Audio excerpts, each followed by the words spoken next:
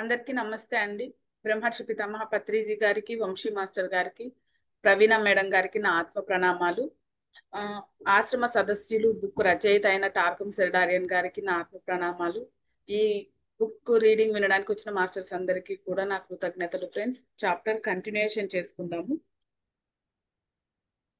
నిన్న ఏం చెప్పారు? సమూహంగా ఉండటం.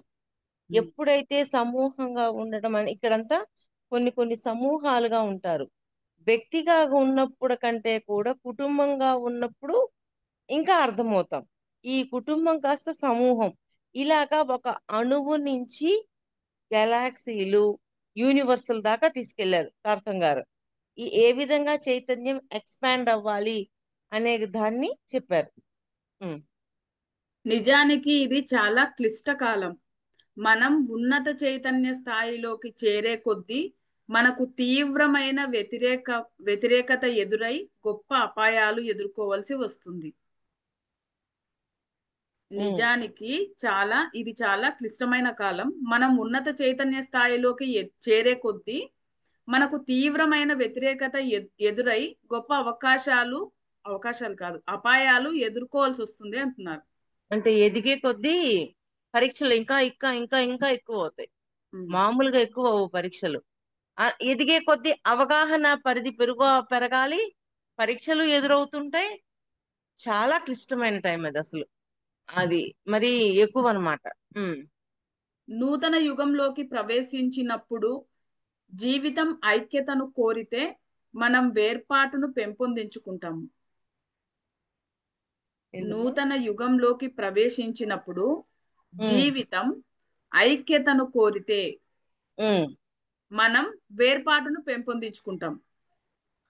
ఐక్యతను కోరుకున్నప్పుడు అంటే ఉన్న టైం నుంచి వేర్పాటు అంటే ఇక్కడ దీన్ని కాదు, నేను ఇంకా ఐక్యతలోకి వెళ్ళాలి అన్నప్పుడు ఒక్కొక్కటి వదులుకుంటూ వెళ్తాం. వేర్పాటు అంటే ఇక్కడ వదలడం. ఆ ఐక్యతలోకి వెళ్ళే కొద్దీ ఒక్కొక్క దాన్ని ఆ కష్ట అంటే వేటినైనా సరే తేలిగ్గా తీసుకోగలుగుతాం. వాటి నుంచి వేర్పాటు తొందరగా ఏర్పడుతూ ఉంటుంది. అంటే ఇక్కడ ఇక్కడ ఏం చేస్తాం సరే తర్వాత లైన్ లో వస్తుంది. అటువంటప్పుడు మనం మన పూర్వపు చైతన్య స్థాయిలోకి పడిపోతాం. సామూహిక చైతన్యం లేకపోవడం వలన సమూహానికి శత్రువుగా మారతాము.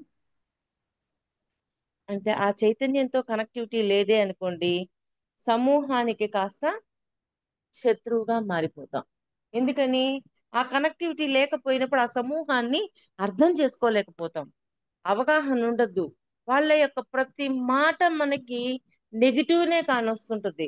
దీనివల్ల మనం చాలా ఏదైనా సరే ఇబ్బంది పాలవుతుంటాం. అంటే అక్కడ ఉన్నది ఒకటి, అవగాహన మనకు అంత లేదు కాబట్టి మనకి ఇబ్బందిగా అనిపిస్తూ ఉంటుంది. నేను పేర మొత్తం చదువుతాను మేడం, తర్వాత మళ్ళా 2 లైన్లు చదువుతాను. ఎందుకంటే ఒక లైన్ కి మళ్ళా ఇంకొక లైన్ కి పొంతన ఉండదు.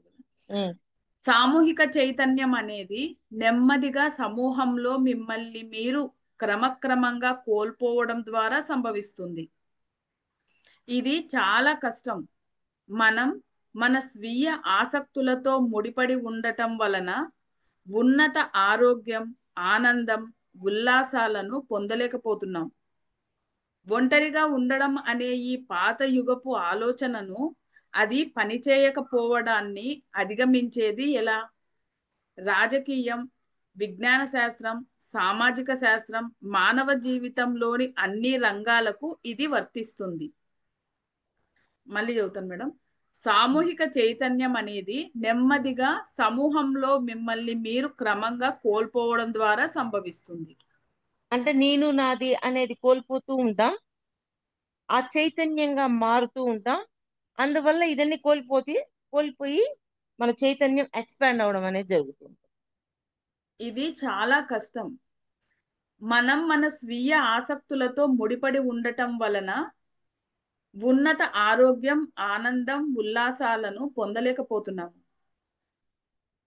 అంటే స్వీయ ఆసక్తులు అంటే కొన్ని ఆసక్తులు ఉండిపోయినాయి మనకి, ప్రాపంచికమైన వాటికి. వాటి వల్ల మనము ఆనందాన్ని ఇవన్నీ పొందలేకపోతున్నాం. ఆ సచ్చిదానందాన్ని చేరలేము, మరి దేన్ని చేరుకోలేకపోతున్నాం.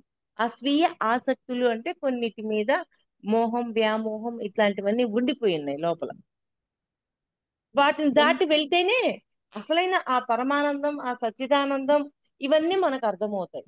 అందుకని ఆ సమూహంలోకి వెళ్ళినప్పుడు ఆ నేను నాది అనేది వదిలి చైతన్యం ఎక్స్పాండ్ అవ్వాలి. అది అసలు చాలా క్లిష్టం తెలుసా, కానీ అవ్వాలి. కానీ అక్కడ నేర్చుకుంటే ఉంటుంది అద్భుతం. ఇప్పుడు చెప్తున్న హయ్యర్ స్థాయిలోకి మనం వెళ్ళగలుగుతాం. ఒంటరిగా ఉండటం అనే ఈ పాత యుగపు ఆలోచన అది పనిచేయకపోవడాన్ని అధిగమించేది ఎలా? తర్వాత రాజకీయం, విజ్ఞాన శాస్త్రం, సామాజిక శాస్త్రం, మానవ జీవితంలోని అన్ని రంగాలకు ఇది వర్తిస్తుంది. అంటే దీనికి ఒక్కదానికే కాదు, ఆధ్యాత్మికానికే కాదు, వీటన్నిటికి కూడా వర్తిస్తుంది ఒంటరిగా ఉండటం అనేది. ఉమ్. నీ చైతన్యంలో నిరోధాలు ఏర్పరచి మిమ్మల్ని పరస్పరం విడదీయడం నుంచి వేరుపడడం. విడదీయడం నుంచి వేరుపడండి. నీ ఉమ్. చైతన్యంలో నిరోధాలు ఏర్పరచి మిమ్మల్ని పరస్పరం విడదీయడం నుంచి వేరుపడండి. విడదీయడం నుంచి వేరుపడండి. వేర్పడండి. అంటే అంటే విడదీసేసి, అంటే నేను నాదిని విడదీసి అంటే సపరేట్ అయిపోవాలా. పొద్దున చెప్పారు చూడండి ఆత్మ పరిశీలనలో, అంటే ఆ ఉల్లిపాయ నుంచి ఉల్లి పొరలు తీసేస్తే ఆ మధ్యలోకి చేరతామని. అలాగా ముసుగులేసున్నాం కదా ఎన్నో జన్మల నుంచి, ఇవన్నీ తీసేస్తే అప్పుడు దాన్ని చేరుకోగలుగుతాం. అసలు ఉన్నదే అది, అసలు ఉన్నదే అది. ఈ ముసుగులన్నీ వేయటం వల్ల ఏమైంది, అది క్లోజ్ అయిపోయింది. కానీ ఆ ముసుగులు ఒక్కొక్కటి తీసేస్తూ ఉంటే మనం మారిపోతాం. ఉం. అవి ఎంతో దూరంలో ఉన్నాయి. మీరు స్వీయ సౌందర్యంతో విలసిల్లే ఆత్మలు. మీ పొరపాట్లు లేదా ఓటములు వ్యర్థమైనవి. ఉం. వాటిని పట్టించుకోవద్దు. ఇప్పుడు మీరు చేయవలసిందంతా మీ చైతన్యంలోని నిరోధాలను అధిగమించే కృషి మాత్రమే. అంటే పొరపాట్లని వీటన్నింటిని కూడా దాటేయండి, వాటిని పట్టుకోవద్దు అంటున్నాడు. ఆటోమేటిక్ గా సహజంగా వచ్చేస్తాము అని. ఉం. ముందుగా పరస్పర విమర్శలను ఆ లైన్ మళ్ళీ ఒక్కసారి చదువు. మీరు స్వీయ సౌందర్యంతో విలసిల్లే ఆత్మలు. మీ అంటే పొర స్వీయ సౌందర్యంతో విలసిల్లే ఆత్మలు అంటే అసలు ఆత్మ అంటేనే సౌందర్యం. ఆల్రెడీ మీకు అది ఉంది, ప్రత్యేకించి లేదంటే ఏం లేదు. కానీ ఈ పొరలన్నీ ఏర్పాటు చేయడం వల్ల ఆ స్వీయ సౌందర్యాన్ని గుర్తించట్లా మీరు. దాన్ని గుర్తించేటట్లుగా మీరు తయారవ్వండి అంటున్నారు. ఇది కొంచెం ఆశ్రమ సదస్సులు అనేది కొంచెం డీప్ సబ్జెక్టు, ఆత్మ పరిశీలన లాగా ఉండదు. కానీ అర్థం చేసుకోవడానికి ప్రయత్నం చేయండి. అర్థం కాకపోయినా వినండి, ఏదో ఒక రోజుకి అర్థమవుతుంది. మీ పొరపాట్లు లేదా ఓటములు వ్యర్థమైనవి. వాటిని పట్టించుకోవద్దు. ఇప్పుడు మీరు చేయవలసిందంతా మీ చైతన్యంలోని నిరోధాలను అధిగమించే కృషి మాత్రమే చేయండి. ముందు నిరోధాలని అధిగమించే కృషి మాత్రమే. చెయ్యాలి. పొరపాటు ఓటమిల్ని మీరు పట్టుకోకుండా వాటిని వదిలేయండి అంటున్నాడు. అంటే నిరోధాలంటే ఏంటి, మన అంతరంగంలో ఉన్న అంతర్గుణాలు, దుర్గుణాలు, వాటిని దాటేయండి. ఇప్పుడు మూలంలో ఉన్న దాన్ని మార్చండి అంటాం కదా, మూలంలో ఉన్న దుర్గుణాలని మార్చాల. ఎప్పుడైతే అవి మార్చుతూ పోతూ ఉంటే ఈ ఓటములు, ఆ ఈ పొరపాట్లు ఇవన్నీ తొందరగా దాటేస్తాం. అందుకని ఆత్మలో ఉన్న దాన్ని మార్చండి అన్నట్టు చెప్తున్నారు ఆయన. ఇప్పుడు మనం ఎవరము, జీవుడు, జీవాత్మ, ఆత్మ. మరి జీవుడు ప్రతి జన్మకి మారుతూ ఉంటాడు, జీవాత్మ ఎన్నో జన్మలు తీసుకుంటూ ఉంటుంది. ప్రతి జన్మలో ఒక్కొక్క జీవునిలోకి వచ్చి జ్ఞానాన్ని పొందుతూ ఉంటుంది. ప్రతి జన్మలో పొందిన జ్ఞానం ఎక్కడ నిక్షిప్తం అవుతుంది, ఆత్మలో నిక్షిప్తం అవుతుంది. మనం ఆత్మనే పట్టుకున్నప్పుడు ఆత్మలో ఉన్న వాటినన్నింటినీ మారుస్తూ ఉన్నప్పుడు ఇక్కడ జరిగే ఓటమి, పొరపాట్లు ఇవన్నీ తొందరగా దాటేయొచ్చు. వీటిని పట్టుకొని ఉంటే మూలంలో మార్చడం అనేది చెయ్యలేము అంటున్నారు. మూలాన్ని మార్చండి. మూలాన్ని మారిస్తే ఇవన్నీ తొందరగా దాటేయచ్చు. ఆ కోణం చెప్తున్నారు. చాలా బాగుంది. ముందుగా పరస్పర విమర్శలను, అంటే సైగ చెయ్యడాలు, వెక్కిరింపులు, ప్రేమ, గౌరవాలను ప్రవహించనీయండి. అలాగా జరుగుతూ ఉన్న వాటిని అలా సాక్షిగా చూస్తూ ఉండండి. ఉమ్. అది ప్రేమను చూడండి, వెక్కిరింపులను చూడండి, వీటన్నిటిని సాక్షిగా చూడండి. ఉమ్. అది ఎంతో ముఖ్యం. ఒకరిని ఒకరు పట్టించుకోండి. ఈ పట్టించుకోవడం అనేది నేర్చుకునేది కాదు. అలా నేర్చుకోవడం అంటే మన శరీర భాగాలు, గుండె, కాలేయం, నేను శరీరం కంటే భిన్నంగా ఉన్నాను అనుకోవడం. ఉమ్. మరొకసారి చదవమంటారా? ఉమ్. అది ఎంతో ముఖ్యం. ఒకరిని ఒకరు పట్టించుకోండి. ఈ పట్టించుకోవడం అనేది నేర్చుకునేది కాదు. అలా ఉమ్. నేర్చుకోవడం అంటే మన శరీర భాగాలు, గుండె, కాలేయం, నేను శరీరం కంటే భిన్నంగా ఉన్నాను అనుకోవడం. అంటే నేను శరీరం కంటే భిన్నంగా ఉన్నాను అంటే నేను ఆత్మని అని అనుకోగలగటం. ఉమ్, శరీరం మీద దృష్టి పెట్టినప్పుడు నేను ఆత్మగా ఉండలేను. నేను శరీరాన్ని కాదు, మనస్సుని కాదు, బుద్ధిని కాదు, నేను ఆత్మని అని అనుకుంటాం. ఆ కోణం వస్తుంది ఇక్కడ. శరీరాన్ని కాదు, మనస్సుని కాదు, బుద్ధిని కాదు, నేను ఆత్మని అన్న కోణంలో మనము ఇప్పుడు ఆత్మ ఆత్మ ఆత్మ ఏంది పొద్దుగూకులు ఆత్మ ఆత్మ అని చెప్తారు అని అనుకుంటున్నారు. ఆత్మ అనగానే పూర్ణాత్మ నుంచి వచ్చే అంశాత్మలు ఎన్నో ఉంటాయి. ఒక్కొక్క అంశాత్మ నుంచి జీవాత్మలు వస్తాయి. ఒక్కొక్క జీవాత్మ ఒక జీవుడిలోకి వెళ్తుంది, జన్మ తీసుకుంటుంది. మరి ఈ ఆత్మ ఎన్నో జన్మల నుంచి జీవాత్మ తీసుకుంటున్న జ్ఞానాన్ని అంతా దానిలో నిక్షిప్తం చేస్తుంది, ఒక బ్యాంక్ లాగా. మరి స్టార్టింగ్ జన్మల్లో ఎలా ఉంటాం మనం? దుర్మార్గంతో ఉంటాం, అటువంటి వాటిని వేసేస్తూ ఉంటది. ఆత్మ ఏం చేస్తుంది? ఫస్ట్ లో తెలియదు అనమాట. ఇవి ఇవి ఉంచాలి, ఇవి ఉంచకూడదు, ఇవన్నీ ఏం తెలియదు. కానీ అన్ని దాని లోపలికి పెట్టుకుంటూ ఉంటుంది, బాక్స్ లోపలికి. కానీ ఎప్పుడైతే ఆధ్యాత్మికంలోకి వస్తామో అప్పుడు దాన్ని అది సరి చేసుకోవాలనుకుంటది. అంటే జీవుడిలో పరివర్తన రావాలి, జీవాత్మలో పరివర్తన రావాలి, ఆత్మలో కూడా పరివర్తన రావాలి. ఆత్మలో కూడా పరివర్తన అంటే ఆత్మ కూడా మారాలా. శైశవాత్మ, బాల్యాత్మ, శైశవాత్మ, యవ్వనాత్మ, ప్రౌఢాత్మ, వృద్ధాత్మ. మరి వీటిల్లో కూడా స్టేజెస్ ఉన్నాయిగా. అలాగా ఆత్మ కూడా వృద్ధాత్మగా మారాల. వృద్ధాత్మగా మారడం అంటే ఇక్కడ ఎన్నో వేల లక్షల జన్మలు తీసుకొని ఉంటుంటుంది. దానికి అద్భుతమైన జ్ఞానం ఉంటుంది. కానీ ఆ ఆత్మలో నిక్షిప్తమై ఉంటది. అందుకని భార్య యొక్క ఆత్మ, భర్త యొక్క ఆత్మ ఒక్కొక్క ప్రణాళిక మీద పంపిస్తుంది. అందుకని ఒకరిని ఒకరు గౌరవించుకోవాలి. ఎందుకని? వాళ్ళ ఆత్మ ఏ ప్రణాళిక మీద పంపించిందో, ఏ అనుభవాల కోసం పంపించిందో వాళ్ళ అనుభవాలు మనం వాళ్ళని పొందనీయాలి, వాళ్ళని గౌరవించాలి. అలాగా ఒకరిని ఒకరం గౌరవించుకుంటూ ముందుకెళ్ళాలి. లేకపోతే ఇంక ఇదే. అందుకని ఆత్మగా జీవించండి అంటారు. ఎందుకు ఆత్మగా జీవించడం అంటే ఎవరి ఇప్పుడు నా జీవాత్మని నా ఆత్మ ఒక ప్రణాళిక మీద పంపించింది, నా భర్తని ఇంకొక ప్రణాళిక మీద, అలా కొన్ని ప్రణాళికల మీద అది పంపించింది. మరి వాళ్ళు ఎందుకు అలా ఉన్నారు అంటే కుదరదు. వాళ్ళ ఆత్మ ఆ అనుభవాలు, ఆ కర్మ రుణాలు ఆ ప్రణాళికల మీద పంపించింది కాబట్టి వాళ్ళని మనం గౌరవించాల, అంతే. అలాగా ఆయన ఏమంటున్నారు? ఒకరిని ఒకరు ఏమనింది? ఒకరికొకరు పట్టించుకోండి. ఒకరిని ఆ ఒకరు పట్టించుకోండి. ఒకరినొకరు పట్టించుకోకపోతే కుదరదు. అది. ఒకరినొకరు పట్టించుకోండి. ఈ పట్టించుకోవడం అనేది నేర్చుకునేది కాదు. అలా నేర్చుకోవడం అంటే మన శరీర భాగాలు, గుండె, కాలేయం, నేను శరీరాన్ని కంటే భిన్నమై ఉన్నాను అనుకోవడం. ఆ శరీరం కంటే భిన్నమై ఉన్నాను అనుకోవడం. శరీరానికంటే భిన్నంగా ఉన్నాను అంటే అంటే నేను మీరు అన్నట్టు ఆత్మని అని అనుకోవటం. ఆత్మని. అవునక్క, ఉమ్ భలే అర్థమైందక్క. అంటే అప్పుడు మనిషే లేనట్టు కదా.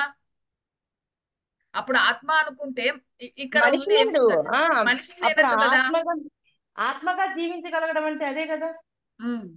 ఉమ్ అదే విధంగా సమూహ మానవ చైతన్యం ఇంకా ఏర్పడలేదు అంటున్నారు ఈయన. ఆ మానవ చైతన్యం ఇంకా ఇంకా ఏర్పడలేదు. ఏర్పడలేదు. అంటే ఎప్పుడైతే ఇలాగా అనుకుంటామో అప్పుడు ఎక్స్పాండ్ అవుతాం కాబట్టి మారిపోతుంది. ఉమ్. గత యుగాలలో మనం ఎంతో కృషి చేయడం వల్లనే ఈ స్థాయికి చేరాము. గతంలోని మన ఆంక్ష, శ్రమ, కృషిల ఫలితమే ఇది.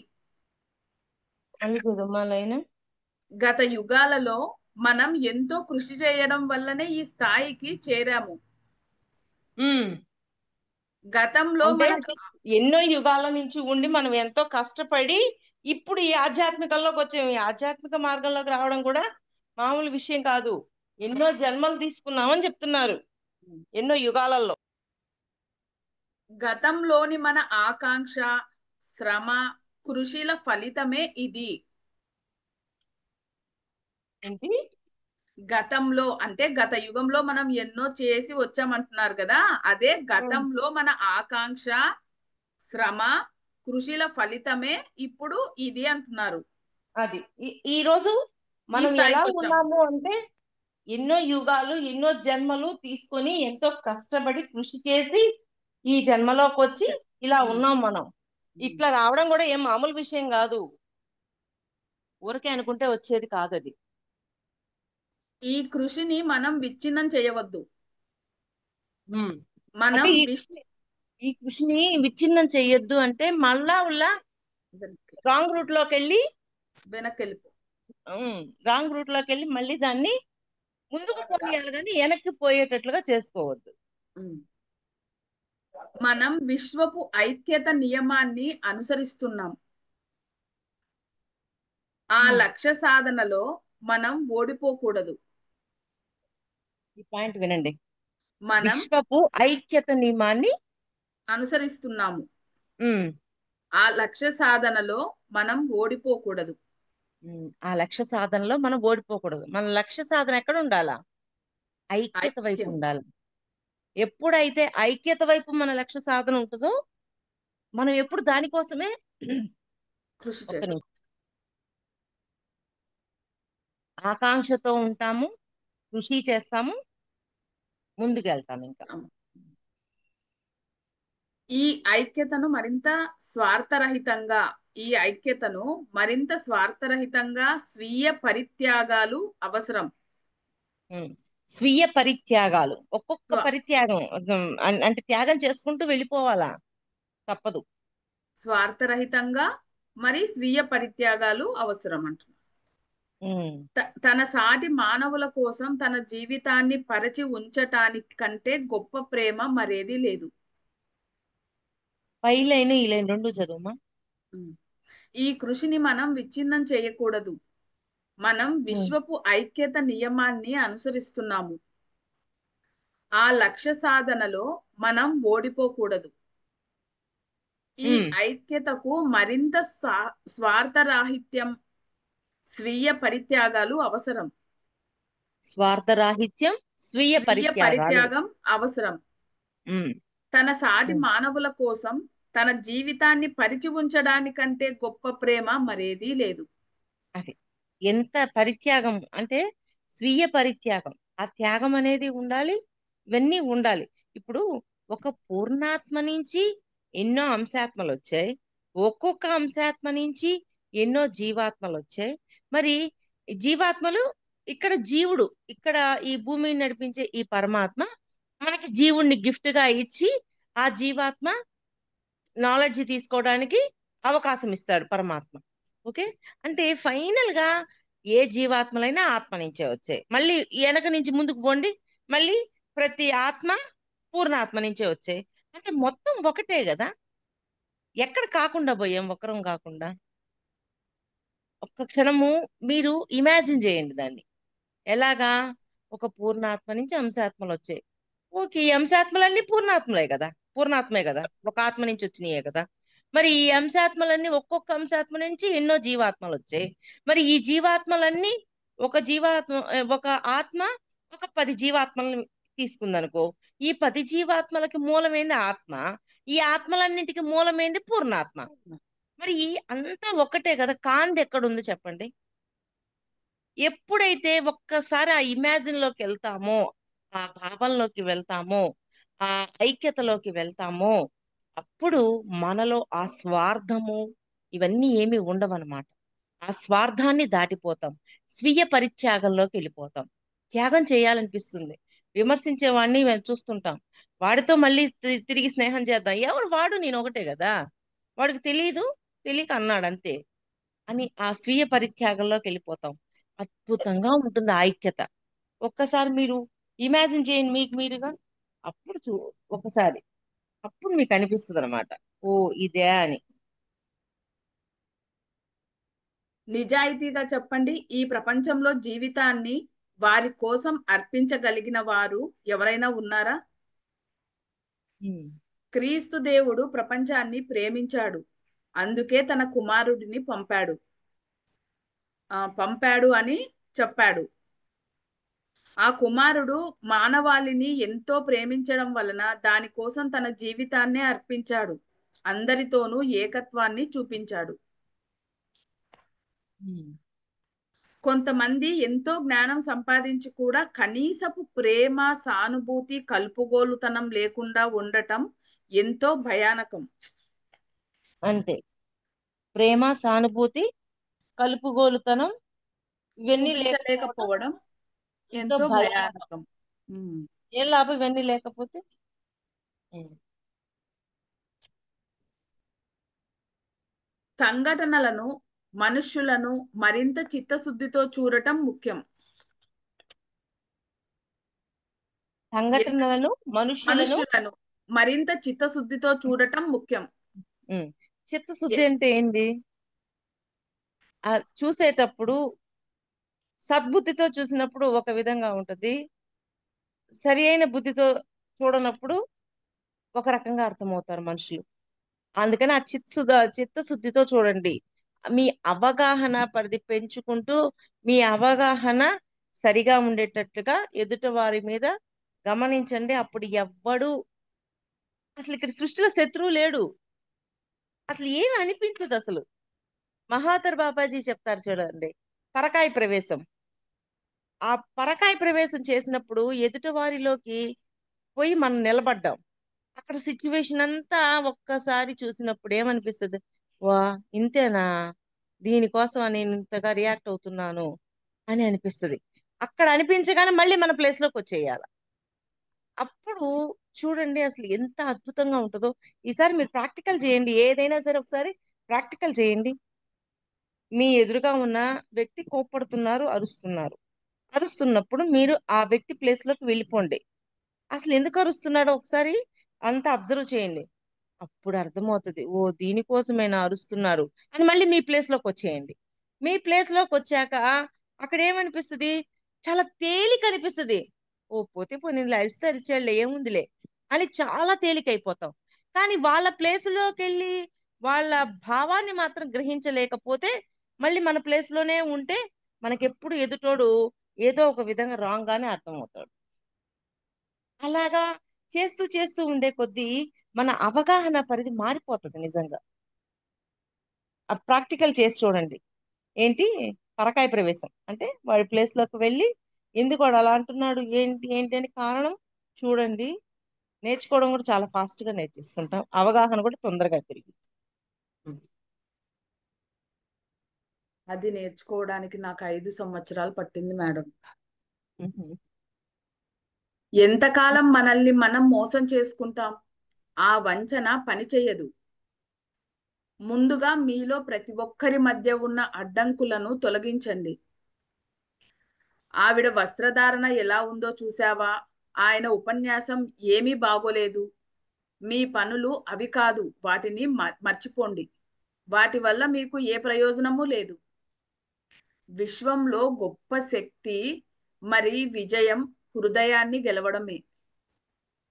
విశ్వంలో గొప్ప శక్తి మరి విజయం హృదయాన్ని గెలవడమే. ఒక్కొక్కరు హృదయాన్ని గెలవడమే. హృదయం త్యాగానికి సంకేతం. అది ఇముడ్చుకునే కేంద్రం. ఇముడ్చుకోలు త్యాగపూర్వక జీవితం ద్వారా వస్తుంది. ఉమ్. నిజంగా మీరు ఏం త్యాగం చేస్తున్నారు? ఇతరులను గౌరవించి ఒప్పుకోవడం ద్వారా మీ వికారపు స్వీయ ప్రతిబింబాన్ని త్యాగం చేస్తున్నారు. ఇతరులను గౌరవించి ఒప్పుకోవడం ద్వారా మీ వికార స్వీయ ప్రతిబింబాన్ని త్యాగం చేస్తున్నారు. నేను చాలా ఉమ్. తేలిక మాటలు చెబుతున్నట్లు అనిపించవచ్చు, కానీ ఆచరణలో అవి ఎంత కష్టమో, వాటిని ఎంత కృషి అంకిత భావం కావాలో నాకు తెలుసు అంటున్నారు. ఇవన్నీ చేయాలంటే చాలా కృషి, అంకిత అంకిత భావం భావం ఉండాలి. అంకిత భావం లేకపోతే మళ్ళీ చేయలేదు. సమూహం గురించి క్రీస్తు నా నామ నా నామమున మీరు ముగ్గురు కలిస్తే పర్వతాలను సైతం కదిలించగలరు అన్నాడు. నా నామమున మీరు ముగ్గురు కలిస్తే పర్వతాలను సైతం కదిలించగలరు అన్నాడు. ఐక్యతకు విషయాలను సరిచేసే అమోఘమైన శక్తి ఉంది. ఐక్యతకు విషయాలను సరిచేసే అమోఘమైన శక్తి ఉంది. అంటే నువ్వు ఐక్యతలోకి వెళ్ళే కొద్దీ విషయాలను, ప్రతి విషయాన్ని టక టక టక టక సరి చేసేయగలవు. ఐక్యతలోకి పోకపోతే వ్యక్తిగానే ఉండిపోయినప్పుడు ఇంకా సరి చేసేది ఏం లేదు, ఇంకా మొత్తం వచ్చేసి కూర్చుంటాం. అసలు అద్భుతం అండి, ఒక్కసారి ఆలోచించండి మీకు మీరే. ఆ ఐక్యతలోకి వెళ్ళినట్టు ఆ ఫీల్ ని మీరని తెచ్చుకోండి, భలే ఉంటది అసలు. ఉమ్. అంతేకాదు, ఈ మానసిక మార్మిక ప్రగాఢ ఐక్యత మీ జీవితంలో ఆరోగ్యాన్ని, ఆనందాన్ని, సంపదను, ఉల్లాసాన్ని ఇస్తుంది. ఇప్పుడు ఒక స్నేహితుడు ఉన్నాడు. ఆ స్నేహితుడు ఆ ఏదో కోప్పడ్డాడు. కోప్పడగానే నేను నాది అనేది లేసినప్పుడు నువ్వు నన్ను అంటావా అని అంటాం.